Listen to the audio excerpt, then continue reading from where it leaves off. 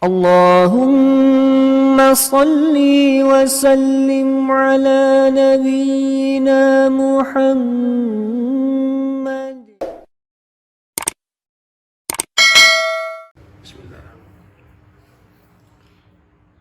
Assalamualaikum warahmatullahi wabarakatuh. Waalaikumsalam.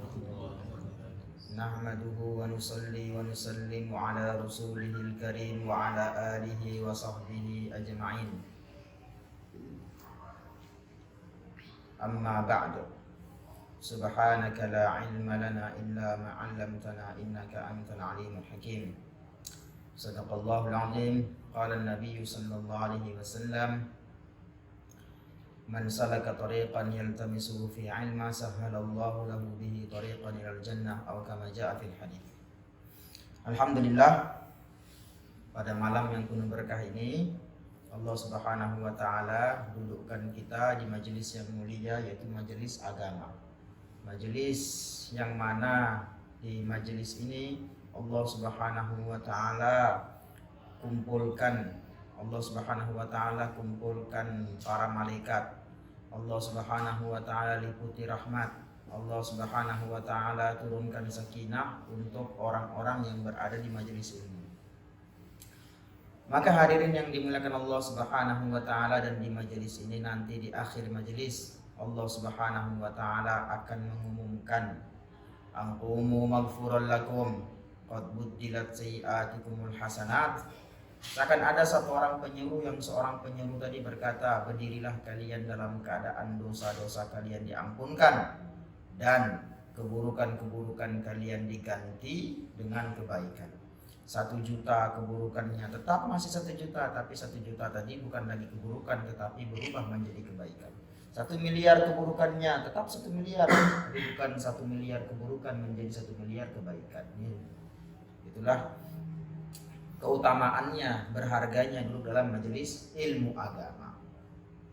Nah, alhamdulillah hadirin yang dimuliakan Allah Subhanahu wa taala, enggak panjang lebar lagi, kita mulai ya. Nanti kajian rutin kita setiap malam Senin, kita kajian akidah.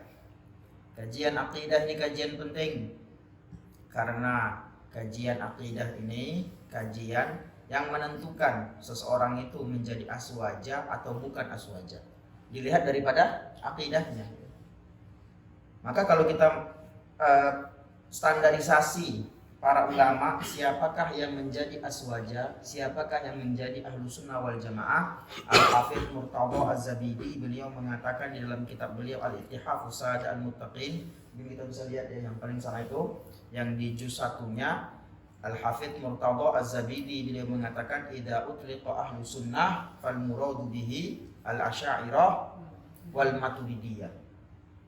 Apabila dimutlakkan siapa itu ahlu sunnah wal jamaah, maka mutlaknya siapa? Adalah asy'ariyah wal maturidiyah, yaitu penganut Asy'ari, penganut akidah yang disiplinisasi oleh Imam Asy'ari, dan penganut akidah kurikulumnya Imam Maturidi. Nama imamnya Asy'ari, penganutnya Asy'ariyah. Nama imamnya Maturidi, penganutnya Maturidiyah.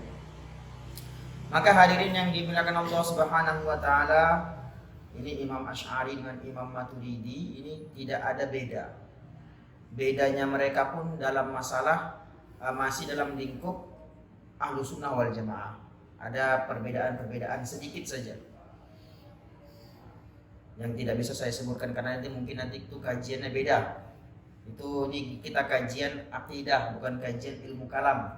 Kalau kajian akidah, dia hanya kajian akidah, tuntutannya hanya bagaimana orang Islam wajib berakidah dengan itu. Itu kalau kaji akidah. Akidah, orang Islam cukup bisa meyakini atau cukup bisa beriman atau memiliki akidah dengan yang dipelajari, tanpa harus mendatangkan hujah dengannya. Ya cukup seseorang Islam itu misalnya dia ditanya apa itu sifat 20, wujud qidam baqa. Nah, sudah dia tahu wujud Allah SWT itu wujud tanpa berbentuk. Kenapa tanpa berbentuk? Wallahu alam. Pokoknya aku tahunya Allah Subhanahu wa taala wujud tanpa ada bentuknya, tanpa ada fisiknya. Apakah dia sudah berakidah? Dia sudah berakidah tanpa dia harus mendatangkan hujah dengannya. Tanpa harus mendatangkan hujah dengannya. Nanti kajian yang lebih tinggi lagi namanya kajian ilmu kalam. Nah, kajian ilmu kalam ini kajian yang tinggi, di atasnya lagi. Kalau kajian ilmu kalam ini yaitu seseorang Islam, orang iman atau muslim, dia belajar ilmu kalam, yang mana ilmu kalam ini tuntutannya adalah setiap orang Islam yang mempelajari ilmu kalam, dia tidak dia tidak hanya disuruh untuk meyakini akidah tersebut, tidak, tetapi dia harus mendatangkan hujah dengan akidah yang dia yakini. Misalnya ditanya Allah Taala wujudnya bagaimana? Wujudnya Allah SWT itu tanpa ada berbentuknya. Dalilnya bagaimana? Dia datangkan hujah untuk itu. Dia bangun hujah untuk itu. Dia datangkan dia bisa mendatangkan hujah-hujah, dalil, baik dalil nukil dari Al-Quran dan hadis, dan dalil logika dan aklinya pun dia bisa datangkan. Nah, itulah disiplinnya ilmu kalam. Ini kita pelajari ilmu akidah. Kalau ilmu akidah ini cukup kita mengetahui, cukup kita berakidah dengan itu, tanpa kita harus mendatangkan hujah tentang apa yang kita yakini, ketahui. Maka hadirin yang dimuliakan Allah Subhanahu wa taala, dikatakan idza utliqa ahlu sunnah wal muradu bihi al asy'ariyah wal maturidiyah. Dikatakan siapakah itu ahlu sunnah, maka kalau ditanya siapakah itu ahlu sunnah, maka ahlu sunnah adalah penganut Asy'ari, yaitu Asy'ariyah wal Maturidiyah. Siapakah itu? Ringkas ceritanya lebih enak adalah orang yang mempelajari sifat 20, dialah ahlu sunnah wal jamaah. Maka hadirin yang dimuliakan Allah Subhanahu wa taala, maka sekarang ini waktu mukaddimah ini saya nggak terlalu membaca kitabnya ini, karena kita membaca kitab Jalul Afham. Tapi saya nggak terlalu membaca kitabnya dengan mukaddimah, tidak. Saya akan membahas yang lain. Saya akan membahas apa standarisasi ahlu sunnah wal jamaah. Kenapa hadirin yang dimuliakan Allah Subhanahu wa taala? Tadi kita sudah singgung daripada perkataannya Al-Hafidz Murtadha Az-Zabidi, yang mana beliau mengatakan idza utliqa ahlu sunnah fal muradu bihi al-asy'ariyah wal maturidiyah. Apabila dimutlakan siapakah itu ahlu sunnah wal jamaah, maka ahlu sunnah wal jamaah adalah penganut Asy'ari dengan penganut Maturidiyah. Nah, cuma kalau kita tanya ahlu sunnah, orang pasti mengaku semuanya ahlu sunnah. Lalu siapakah ahlu sunnah? Apakah standarisasi ahlu sunnah wal jamaah? Nah, ini penting kita bahas, agar jangan nanti kita mengaku ahlu sunnah dan orang lain juga mengaku ahlu sunnah, tetapi ketika kita ditanya apa standarisasi ahlu sunnah wal jamaah, kamu nggak tahu. Nah, ini masalah.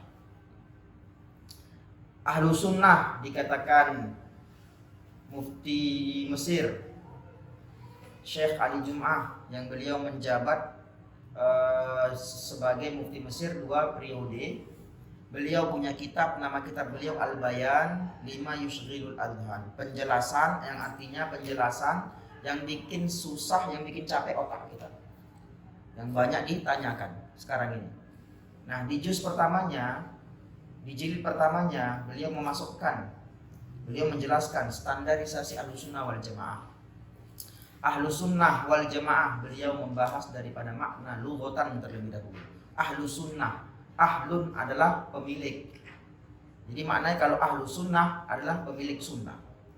Jadi masuklah di semua orang Islam, apapun mazhabnya, baik dia Asy'ari, dia Maturidi, baik pula dia itu Wahabi, Syiah, Murji'ah, Mu'tazilah, yang mana yang orang-orang yang mengucapkan dua kalimat syahadat, dia orang Islam, mereka lah pemilik sunnah karena mereka orang Islam, dikatakan Syekh Ali Jum'ah.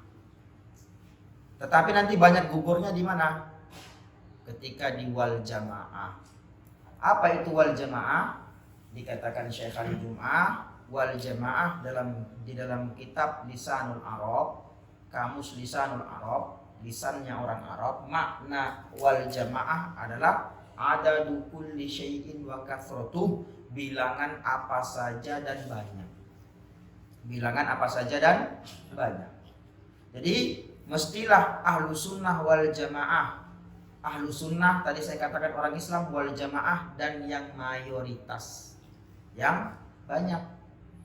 Ternyata walhasil ahlu sunnah wal jamaah ini orang-orang yang telah mendapatkan jaminan dari baginda Nabi Muhammad SAW, yang mana beliau telah bersabda dalam satu hadis, Inna bani Israil tafarraqat ala thintaini wa sab'ina millatan wa taftariqu ummati ala 73 millatan kulluhum finnari illa millatan wahidah. Qalu ya Rasulullah wa ma hiya? Qal ma ana alihi wa ashabi.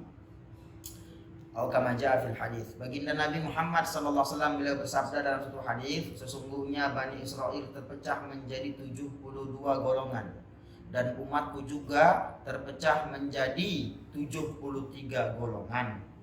Yang 72 masuk ke dalam neraka kecuali yang satu. Siapakah dia wahai Nabi yang satu tersebut? Dikatakan Nabi wal jamaah. Ahlu sunnah wal jamaah. Mana alias washabi maksudnya apa? Ahlu sunnah wal jamaah. Jadi kita nggak usah heran kenapa banyak orang yang mengaku ahlu sunnah wal jamaah. Kenapa? Karena titel ahlu sunnah wal jamaah ini titel, yaitu kelompok orang yang dijamin surga oleh baginda Nabi Muhammad sallallahu alaihi wasallam. Karena baginda Nabi mengatakan yang 72 selain ahlu sunnah wal jamaah masuk ke dalam neraka kecuali satu golongan. Maka hadirin yang dimuliakan Allah Subhanahu wa taala, tadi pun kita sudah singgung ahlu sunnah wal jamaah daripada lughatan adalah kelompok mayoritas. Kenapa harus kelompok mayoritas? Karena kelompok mayoritas ini Allah Subhanahu wa taala jaga melalui hadis baginda Nabi Muhammad SAW. Beliau bersabda, Innallaha la yajma' ummati ala dhalalah wa idza ra'aitum ikhtilafa fi ummati fa'alaikum bisawadin 'azam wa man syadda finnar. Sesungguhnya Allah Subhanahu wa taala enggak akan mengumpulkan umatku untuk sepakat dalam kesesatan.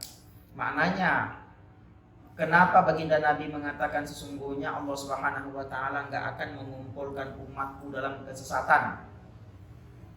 Yang mana sifatnya umat baginda Nabi Muhammad sallallahu alaihi wasallam ini tidak seperti sifatnya Bani Israil.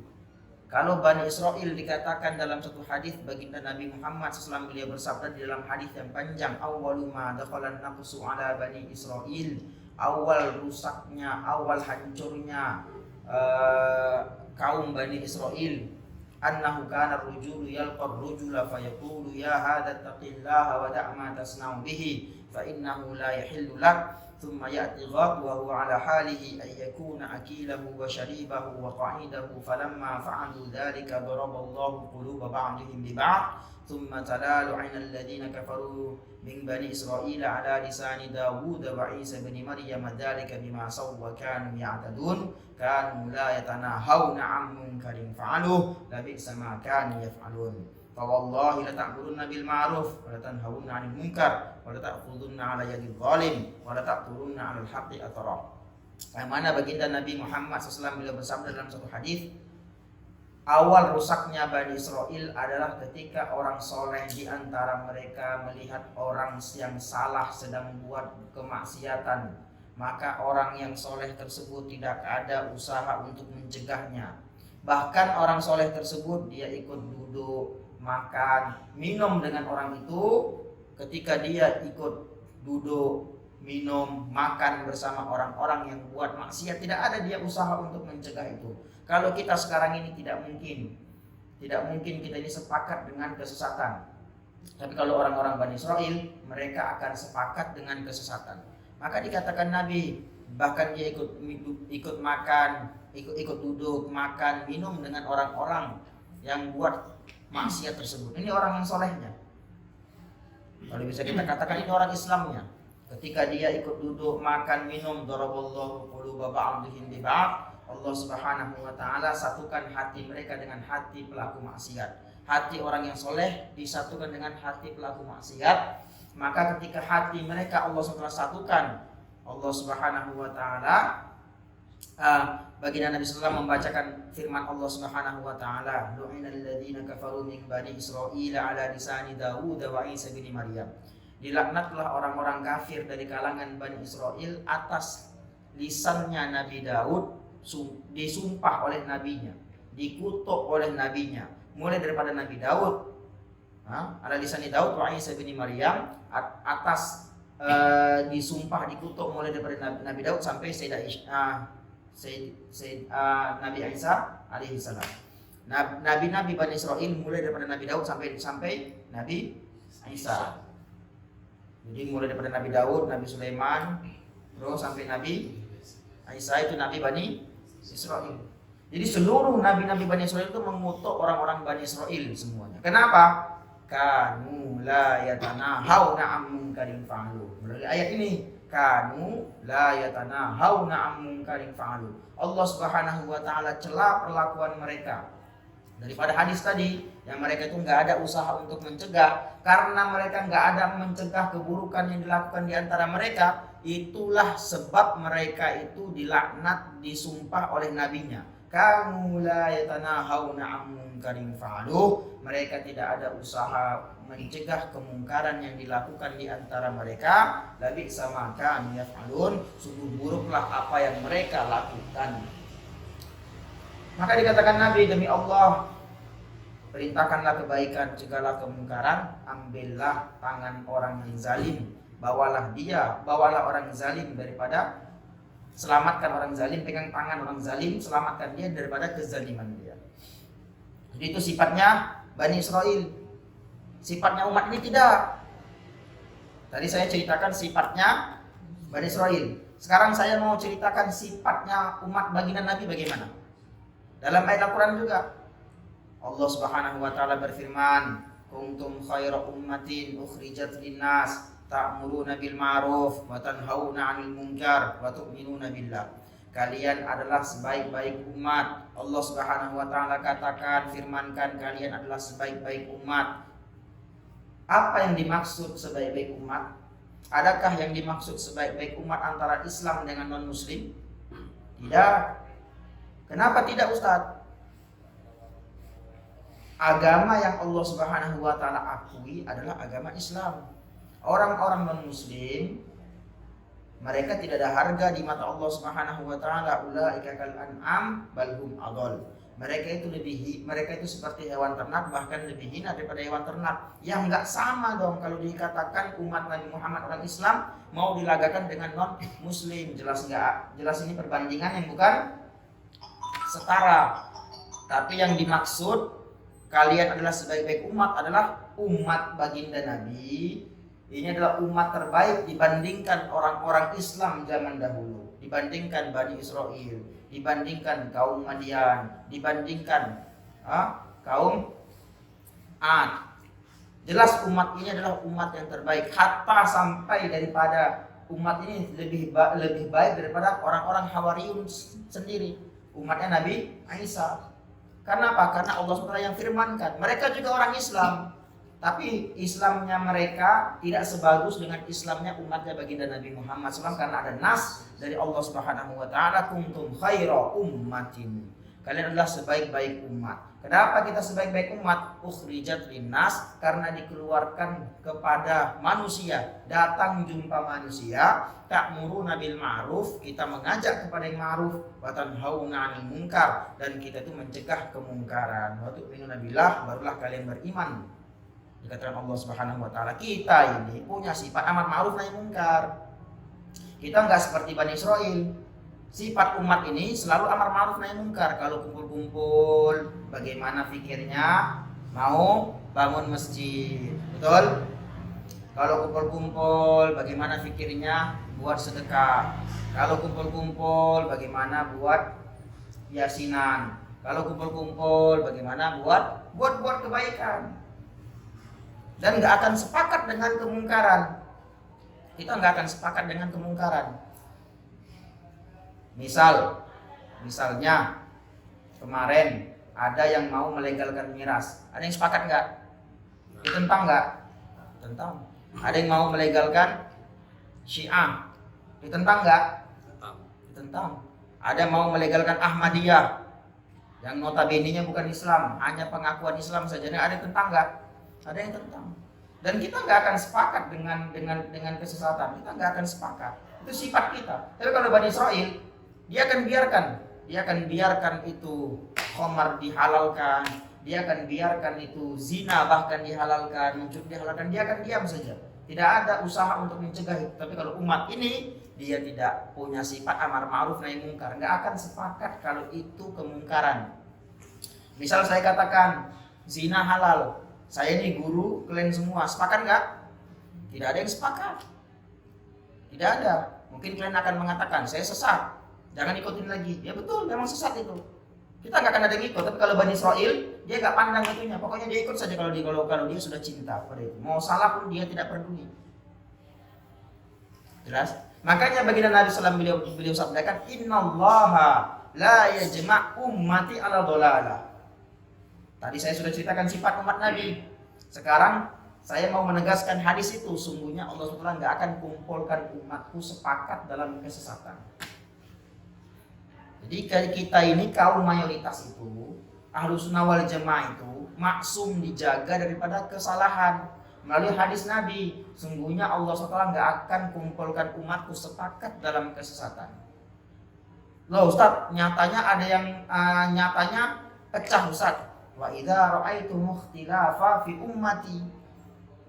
Hadisnya belum selesai. Dikatakan Nabi, apabila kalian melihat umatku berselisih, fa'alaikum bisawadil a'dham, maka tetapilah yang mayoritas, tetapilah yang banyak. Wa man syadza finnar, barang siapa yang buat kelompok-kelompok sendiri, sungguhlah kelompok-kelompok sendiri itu, yang kelompok-kelompok kecil itu sesat, masuk neraka. Walhasil, ini saya yang riset ya. Wallahu alam kalau ada lagi yang riset. Cuma setahu saya yang riset. Memang benar, kelompok-kelompok yang sedikit itu kelompok-kelompok sesat. Contohnya apa? Syiah banyak enggak? Dibandingkan dengan Aswaja banyak enggak? Sedikit. Sesat. Ahmadiyah banyak enggak? Sedikit. Sesat. Nabi telah sabdakan, jangan ikut yang sedikit.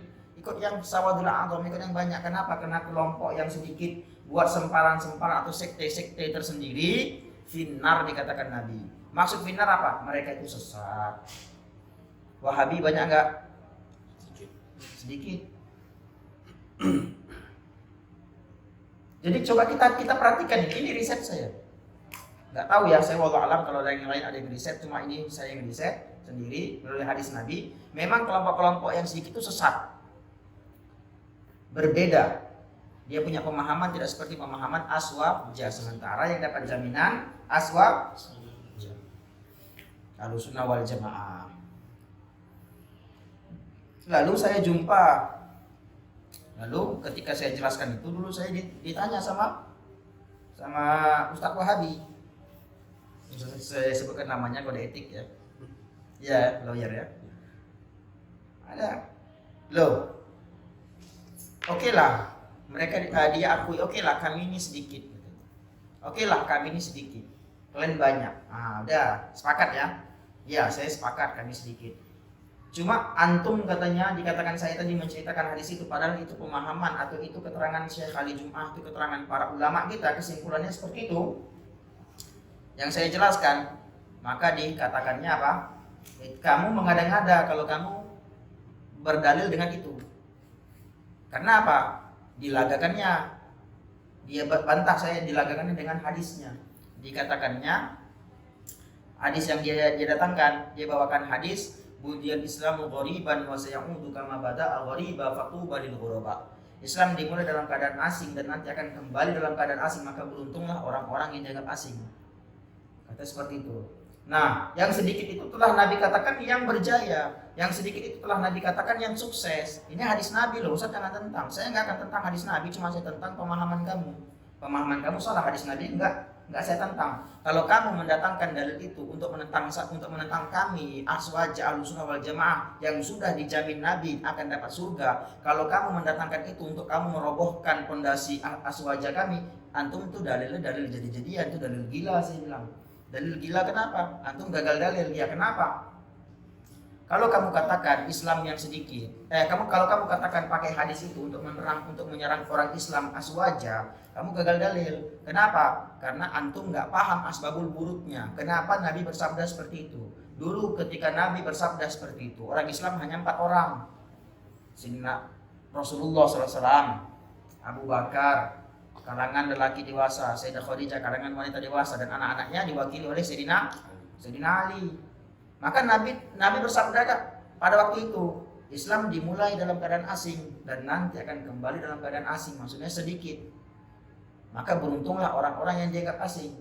Shadaqah Rasulullah, telah benarlah Rasulullah SAW bahwasannya Rasulullah SAW beliau bersabda, Islam dimulai dalam keadaan asing, hanya 4 orang pada masa itu, dan nanti akan kembali dalam keadaan asing. Memang benar sekarang ini sedikit orang Islam dengan orang kafir. Cuma kamu perlu ingat, Nabi melagakan hadis tersebut antara Islam dengan kafir. Antara Islam dengan kafir. Ternyata benar hadis Nabi, antara Islam dengan kafir. Zaman ini akan datang, dikatakan Nabi, maksudnya zaman ini, zaman yang dikatakan Nabi akan datang, memang orang Islam sedikit. Populasi umat manusia di seluruh dunia 8 miliar, 1,5 miliar yang muslim. Maka beruntunglah yang muslim itu walaupun dia sedikit. Itu pemahamannya. Jadi kalaulah antara Islam dengan Islam, mereka masih syahadat, kita katakan mereka Islam ya. Antara Islam sama Islam, maka yang diikuti yang banyak.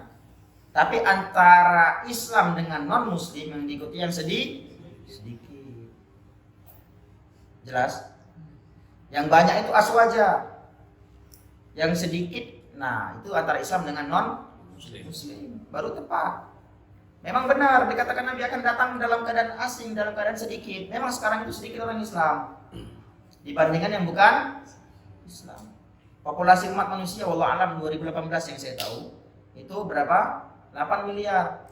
Yang muslimnya 0,5 miliar. Yang lainnya wallahu a'lam. Yang jelas bukan Islam. Oke, kalau kamu memaksakan juga, tadi saya katakan ini dalilnya dalil gila. Kalau kamu memaksakan juga yang sedikit, Islam yang sedikit, yang sukses, yang berjaya dikatakan Nabi, sudah jelas kami yang terbanyak. Saya katakan iya.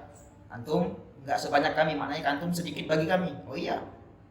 Oke, sekarang kita kerucutkan. Antum Salafi Wahabi dibandingkan Syiah banyak mana? Banyakan kami. Berarti Syiah dong. Terima kamu. Ya enggak lah. Ya udah, tapi kamu katakan yang sedikit, Islam yang sedikit. Oke, antara Syiah dengan Ahmadiyah, banyakan mana?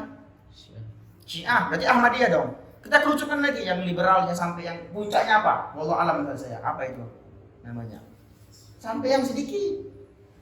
Berarti bukan kamu, kesimpulannya kamu nggak masuk, gitu. Ini kamu gagal dalil gila. Jelas? Jadi pemahaman hadisnya, yaitu kesimpulannya, kajiannya Ahlussunnah adalah kelompok mayoritas. Memang benar, di mana belahan dunia ini pasti ada Asy'ariyah, pasti ada Maturidiyah. Walaupun ada aliran lain, biasanya walaupun ada pemahaman-pemahaman lain, tapi yang paling besar pasti Asy'ariyah dan Maturidiyah. Antara itu saja. Nah, Maturidiyah ini dianut oleh mazhab fikihnya mazhab Hanafi. Asy'ariyah, Maliki, Syafi'i, Hambali. Jadi coba kita lihat di belahan dunia ini pasti ada mazhab-mazhab itu enggak? Hah? Di belahan dunia ini ada enggak mazhab itu? 4 mazhab itu? Pasti ada ya? Maknanya pasti ada Asy'ariyah atau Maturidi. Kalau India, Pakistan, Bangladesh, Cina, Turki, mereka Hanafi, maknanya mereka Maturidi. Nanti kalau Afrika Utara, Sudan, Libya, Maroko, Algeria, terus Tunisia, mereka Maliki. Maknanya kalau mereka Maliki, mereka Asy'ari. Tengok nih, ini kita cerita ya banyaknya. Terus kalau kita pergi ke Yaman, Syam itu mencakup Palestina, Syria, Jordania, terus apa lagi Turki ya, Lebanon, Lebanon, terus apa lagi namanya tuh, Indonesia, Malaysia, Syafi'i paling banyak Indonesia, Malaysia, Thailand, Singapura, apa lagi? Brunei, Laos. Coba kita sebutkan lagi itu apa semua? Syafi'i. Nah, nanti kalau Saudi Arabia, Hambali. Jadi tidak ada yang tidak ada Asy'ari dan Maturidiyahnya. Memang kita kelompok mayoritas, kita kelompok yang banyak. Nanti kalau Fadlin pergi ke Cina, Fadlin cobalah tes orang-orang Hanafinya. Wujud kidamba kok hayya, wujud kidamba kok mukhalafatul hawadisi loh. Ya, nanti kalau kita pergi kemana? Pasti mereka pelajarin ini. Pastilah mereka aswaja, karena di dunia ini didominasi oleh aswaja. Makanya Al-Hafidz Murtadha Az-Zabidi beliau memutlakkan, kalau kita ditanya siapakah Ahlussunnah wal Jamaah, maka keputusannya adalah Asy'ariyah dan Maturidiyah. Tadi Syekh Ali Jum'ah mengatakan Ahlussunnah wal Jamaah adalah kelompok mayoritas, bukan kelompok minoritas. Jelas? Jelas ya? Ada yang tanyakan nggak? Itu aja sedikit standarisasi Ahlussunnah wal Jamaah. Ada yang tanyakan lagi? Ada Ustaz, perbedaan Wahabi sama Salafi itu gimana? Wahabi sama Salafi itu hanya brandnya saja. Kita nggak fokus kepada brand, karena brand itu kadang bisa dicomot-comot, bisa dicuri-curi. Bahkan mereka dengan Salafi Wahabi ini, mereka ini sebenarnya salahnya nggak ada ya, atau nggak terlalu tegas.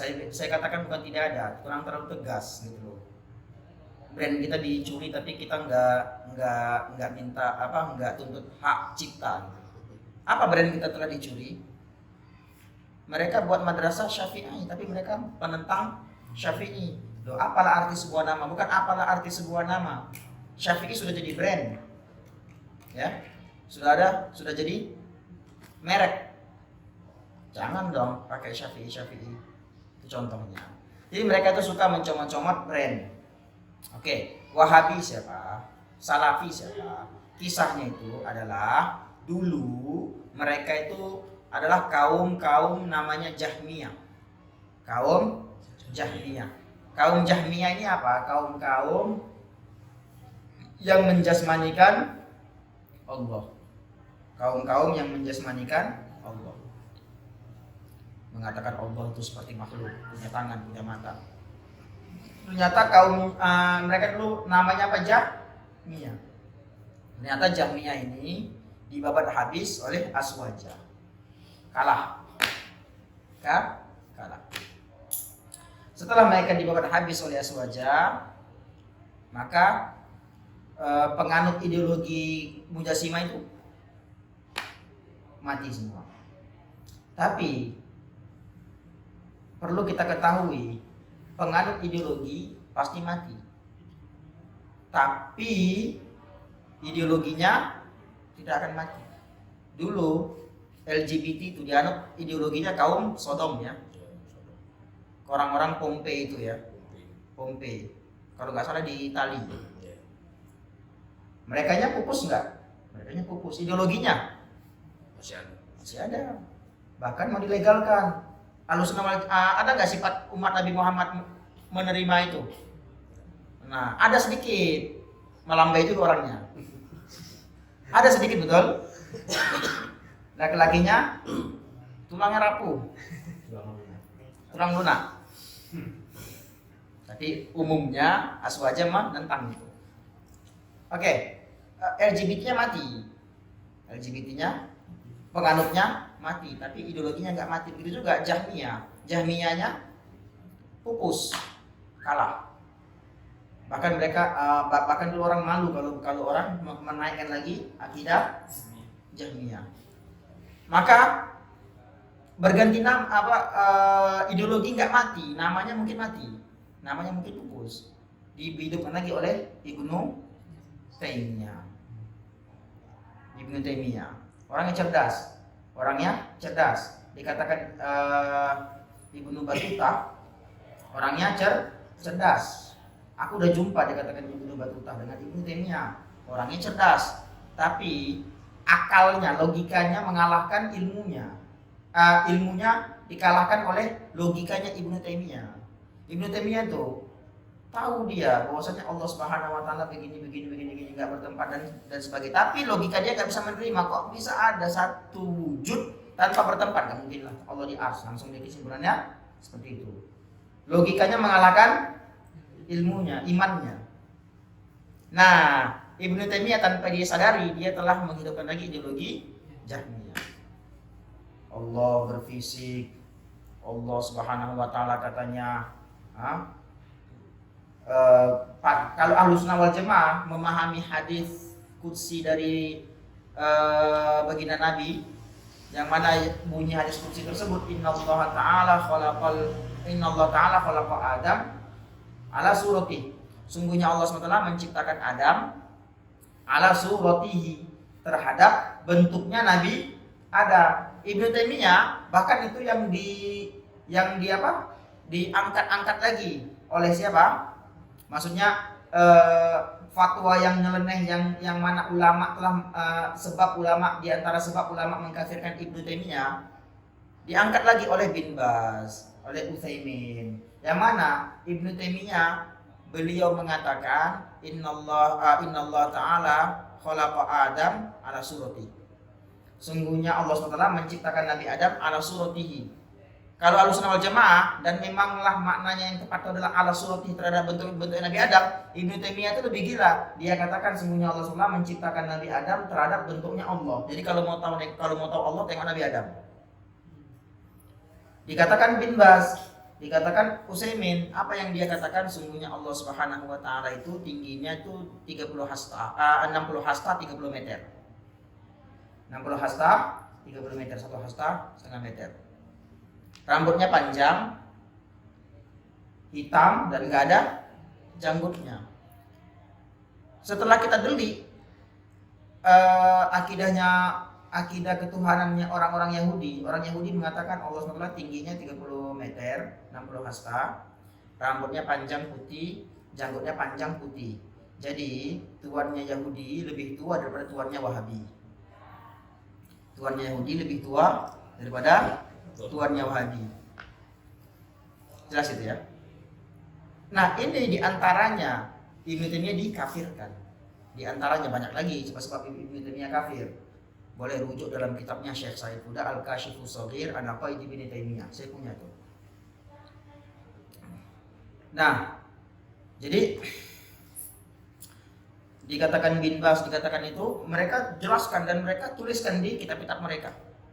Akidahnya Ibnu Taimiyah itu, Mujassimah itu. Akidah Ibnu Taimiyah terakhir dibangkitkan lagi pada abad 12 Hijriah, tahun 1200 Hijriah oleh Muhammad bin Abdul Wahhab. Sehingga Muhammad bin Abdul Wahhab mengatakan kelompok pengikut-pengikut dia atau pengikut dia dan pengikut-pengikutnya, mereka itu dengan PD-nya mengatakan diri mereka adalah Wahabi.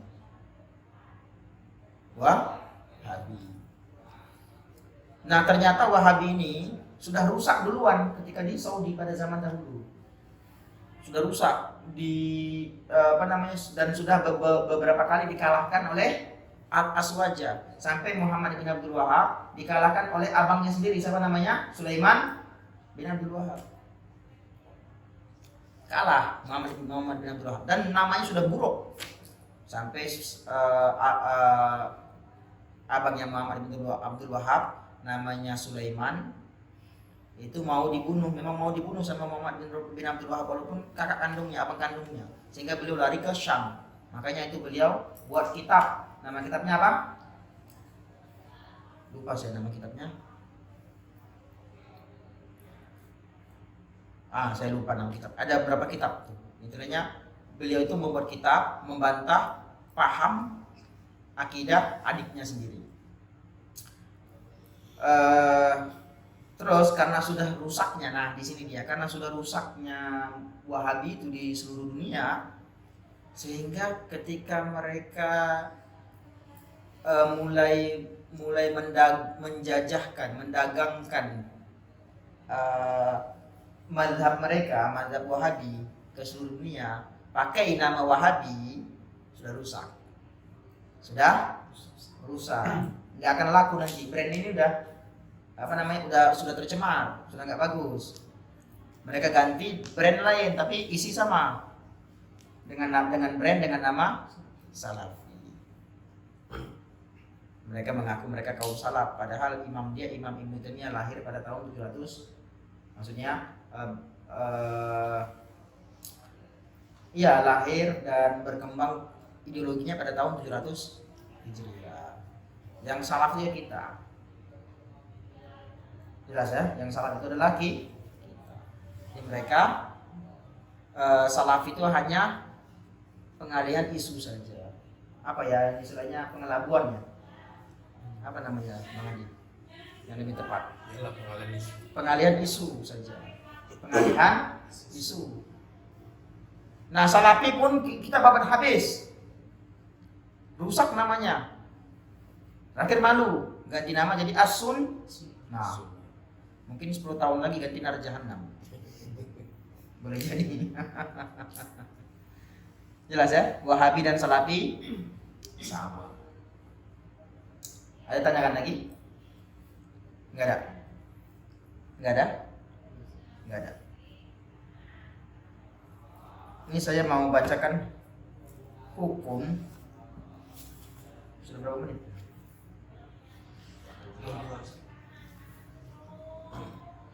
Kayaknya bab penjelasan hukum besok, terus kita baca langsung masuk kepada sifat yang pertama ya, dan hukum akliyah dan sebagainya. Saya mau mungkin minggu depan kita akan bahas masalah hukum. Hukum ada berapa hukum? 5. Wajib, sunnah, ya gitu. 3. Apa? Hukum apa? Terus hukum akal, syarak, adat. Terus yang lain komplit nggak itu? Enggak. Betul nggak 3? Yang disebutkan tadi betul, cuma ada lagi. Iya, ada berapa? Antum ada berapa? 5. 5 apa aja? Syarat, akal, adat, taklifnya. Hukum ada 5. Nanti akan kita bahas di sesi berikutnya. Apa itu hukum syarak?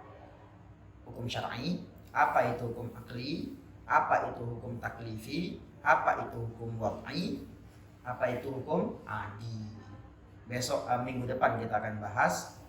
Saya rasa cukup ya. Kalau nggak ditanyakan, ada yang ditanyakan nggak? Kalau nggak kita tutup ya. Nggak ada? Ya kita tutup. Subhanallah bihamdihi, subhanallah bihamdika, asyhadu an la ilaha illa anta, astaghfiruka wa atubu ilaik. Subhanaka rabbil izzati amma yasifun, wa salamun alal mursalin, walhamdulillahi rabbil alamin. Assalamualaikum warahmatullahi wabarakatuh.